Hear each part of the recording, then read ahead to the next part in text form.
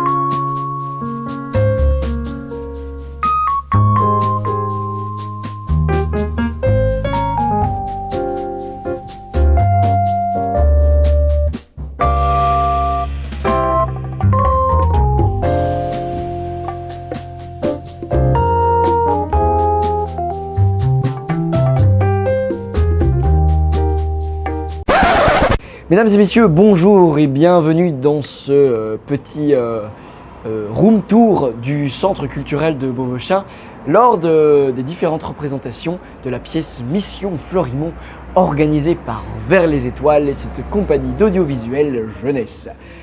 Rentrés dans le centre culturel, nous allons visiter l'envers du décor, que ce soit du côté technique et du côté comédien. Je vous invite à rejoindre toutes ces coulisses et à plonger dans un univers bien méconnu.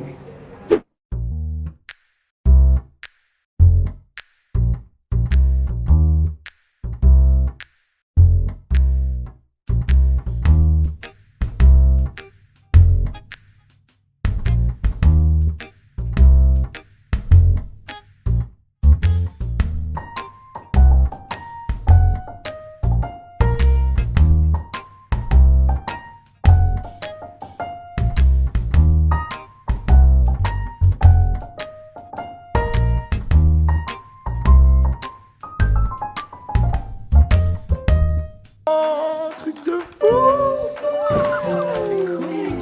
Ça va ou quoi? Bien le... J'ai fait mes 4 fois, t'es plus Comment ils vont ici? ma belle oreillette. Voilà. C'est classe, c'est cher mais c'est classe. Je vais aller dormir.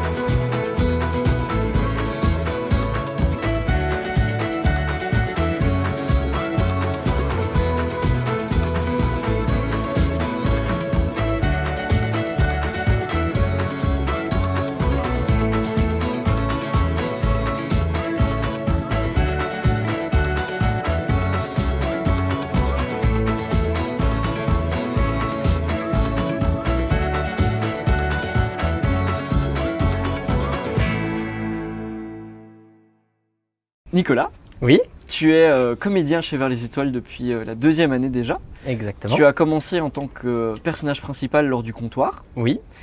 Qu'est-ce que ça change cette année de commencer les répétitions avec un petit peu d'improvisation?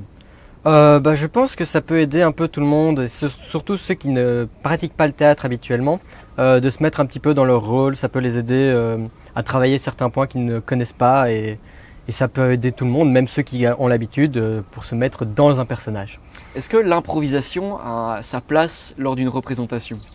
Je pense que si on parle d'un théâtre professionnel, ça n'a pas sa place, mais vu qu'on est dans un théâtre amateur, ça a tout à fait sa place. Si on arrive à passer une bonne improvisation, ça peut toujours bien faire rire. Donc ça a du sens de mettre des petits exercices d'improvisation au début de chaque répétition. Oui, je le pense. Tanguy, tu es donc un de nos comédiens depuis cette année, c'est très récent. L'année passée, tu faisais partie de l'équipe technique. Cette année, on a décidé de mettre au point un nouveau système. On commence les répétitions avec de l'improvisation. Qu'est-ce que, pour toi et pour les autres, ça peut apporter l'improvisation au début de chaque répétition? Ça apporte pour moi de la confiance en soi, de la mise dans le bas, on va dire. C'est pour pas rentrer directement dans quelque chose de sérieux, pour d'abord un peu s'amuser, un peu décompresser et sortir un peu de sa zone de confort et avant d'arriver sur quelque chose de professionnel, on va dire. Est-ce que pour toi, l'improvisation a sa place lors d'une représentation théâtrale? Bien sûr, oui. Oui, ça ajoute quelque chose en plus et puis parfois on n'a pas le choix quand on a un trou de mémoire ou quoi. Et je trouve que ça ajoute vraiment quelque chose de dynamique, quelque chose. On sent que tant qu'on reste dans le personnage, pour moi c'est excellent. Je trouve qu'une pièce de théâtre sans improvisation, c'est un peu mort. Nous commençons notre petite visite par la grande régie. Venez, venez, venez, venez, venez. Venez avec nous. Plongez au cœur du spectacle. Vous allez découvrir un monde bien méconnu, celui de la régie. Alors on vous montre parfois les coulisses, mais la régie c'est quand même pas souvent. Montez, montez à bord de ce magnifique bateau qu'est la régie. Nous commençons tout à l'arrière avec ce que l'on appelle un projecteur poursuite.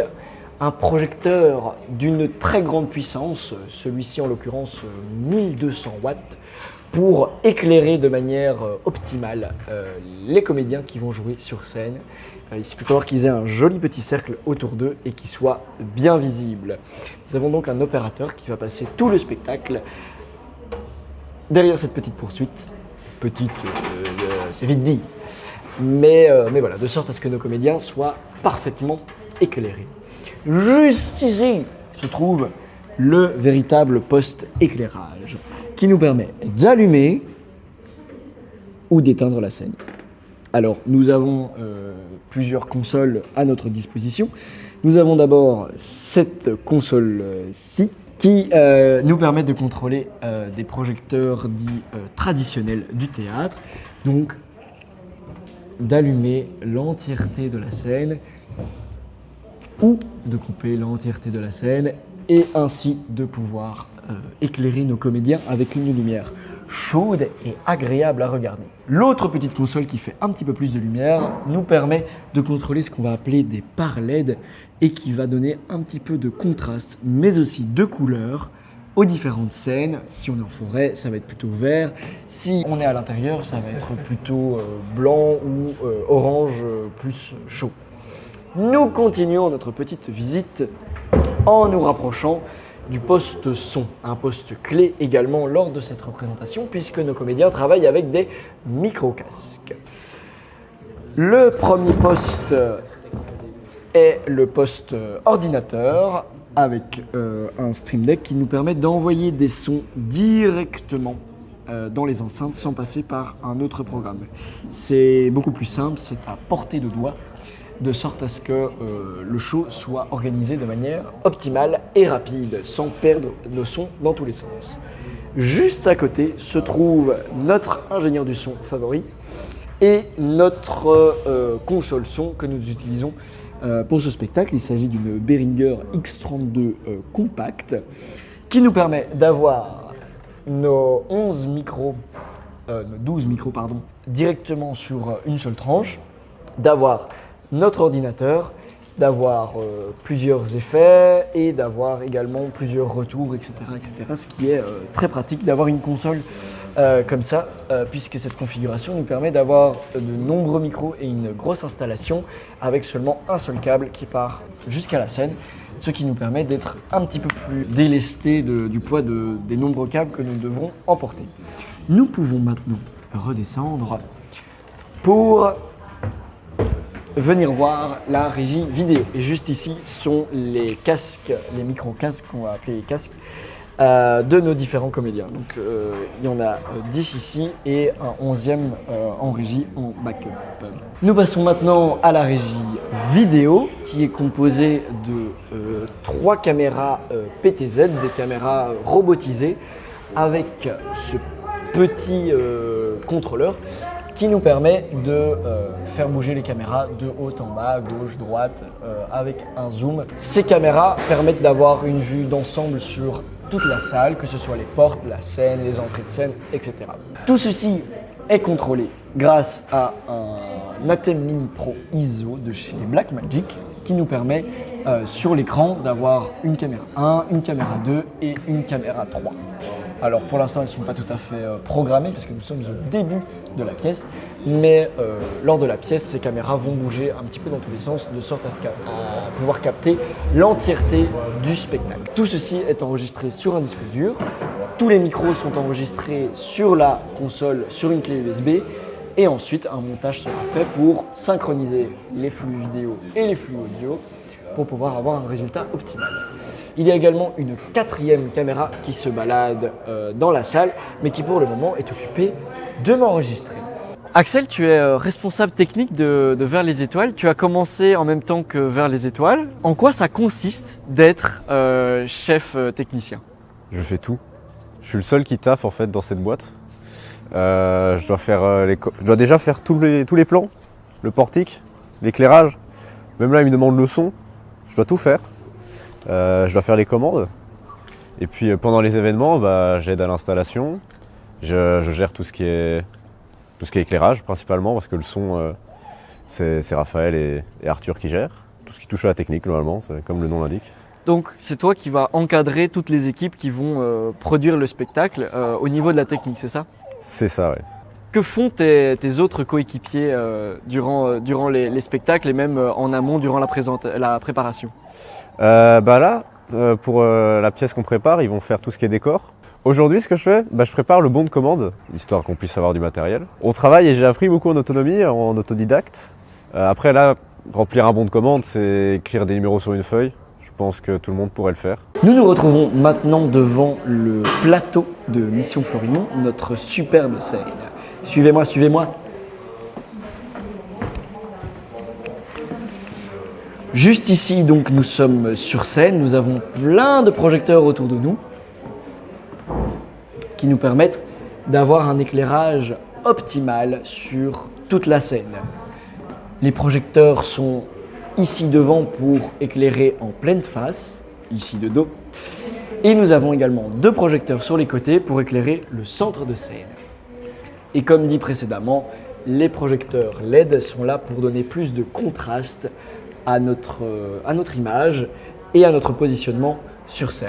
Derrière vous se trouve un faux mur de briques qui a été peint sur un tissu à l'acrylique pour pouvoir donner l'illusion que nous sommes à l'intérieur. Si toutefois nous passons à l'extérieur, une forêt apparaît, également peinte à l'acrylique sur du tissu. Un système de rideaux très ingénieux sur câble qui nous permet d'avoir un décor très facile d'accès et qu'on peut déployer extrêmement facilement. Si vous continuez maintenant, vous rentrez dans les backstage de notre théâtre. Ici, vous entrez donc dans les backstage de ce théâtre. Venez. Alors dans les backstage, plusieurs choses. Déjà, des costumes, des accessoires, des morceaux de décor qui vont devoir bouger, apparaître sur scène, mais également tous les récepteurs des micros. Nous avons 14 micros d'installés, dont 11 fonctionnels, Et donc tous les récepteurs des différents micros sont ici pour que les antennes soient plus rapides. Vous avez des canapés pour que les comédiens soient à l'aise en attendant leur passage sur scène. Et ici, ce qu'on entend faire du bruit sont évidemment les autres récepteurs des micros, mais également 2 amplificateurs assez puissants. Cet amplificateur-là servant à alimenter les enceintes pour la face avant de la scène, ce que le public va entendre finalement.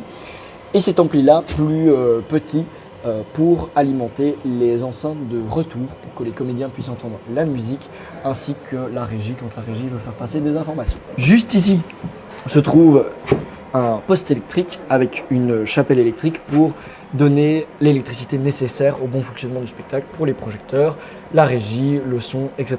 Juste ici se trouve la suite de la console de mixage son que nous avons vue précédemment. Il s'agit d'une Behringer S16 qui nous permet donc de plugger tous nos micros directement depuis les coulisses sans devoir ramener tous les micros à la régie avec des dizaines et des dizaines de câbles. Tout est branché ici et là un seul câble repart jusqu'à la console de mixage. Venez, venez. Une fois le tour fini, nous arrivons ici.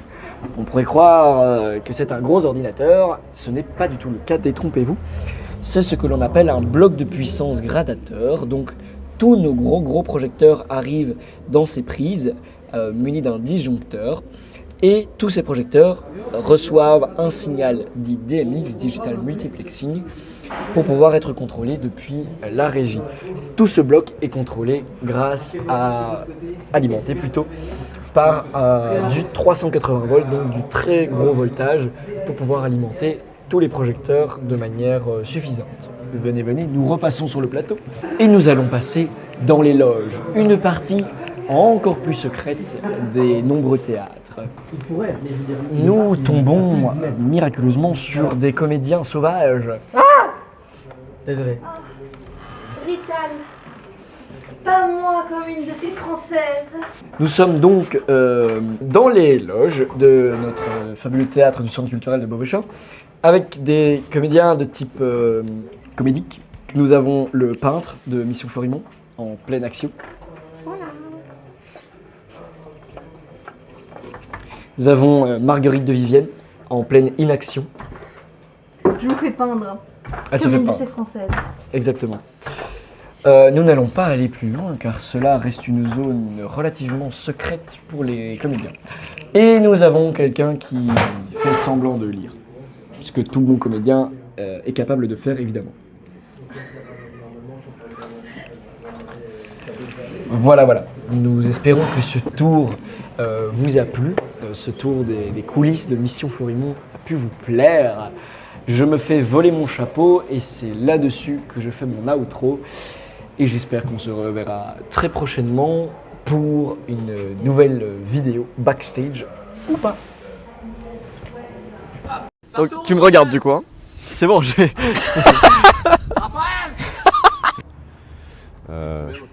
Je t'adore Arthur, je t'aime bébé. Raphaël est le plus beau. Raphaël c'est le plus beau. Après moi, mais après moi c'est le plus beau. Après il y a Arthur et après il y a Nico.